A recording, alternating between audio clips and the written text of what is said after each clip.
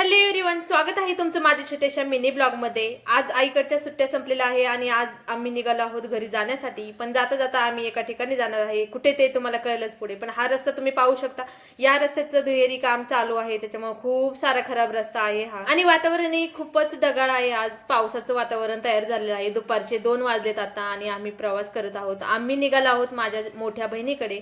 तर तिथे पोहोचल्यावर मायराला सगळ्यात आधी तर हा झोकाच दिसला।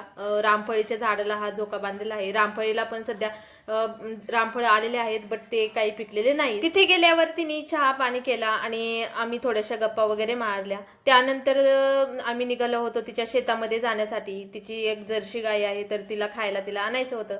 तर म्हटलं चल मीही येते।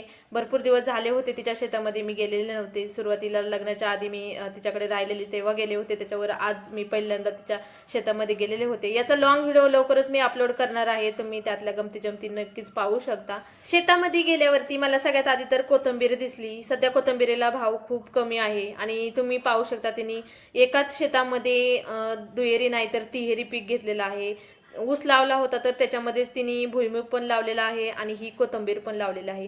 कोथिंबीर तिची आता सध्या म्हणजे पिवळी पडलेली आहे। आता बहिणीकडे येत होतो तर भरपूर लोकांनी अशी कोथिंबीर पूर्णपणे सोडून दिलेली होती भाव न मिळाल्यामुळे। त्यानंतर आम्ही निघालो घरी जाण्यासाठी। तिच्या गाईला खायला घेतलेलं होतं आणि दोघाही भावा बहिणींनी म्हणजे अनुज आणि अनगानी दोघांनी सायकल घेऊन आलेले होते आणि त्याच्यावरतीच आम्ही घेऊन चाललेलो होतो। एकदम सरळ रस्ता होता, त्याच्यामुळे काही वाटत नव्हतं। जवळजवळ 1 किलोमीटर आम्ही चालत गेलेलो होतो आणि येताना आम्हाला ही काही खूप छान अशी फुलझाडे भेटली। त्यानंतर आमचा परत एकदा पाहुणचार झाला। आम्ही चहा वगैरे घेतला आणि पुढे निघणार तेवढ्यातच लगेच पावसाला सुरुवात झाली। सुरुवातीला असं वाटलं होतं की नॉर्मल असा पाऊस येईल, उन्हात पाऊस पडत होता, त्याच्यामुळे काही वाटलं नाही।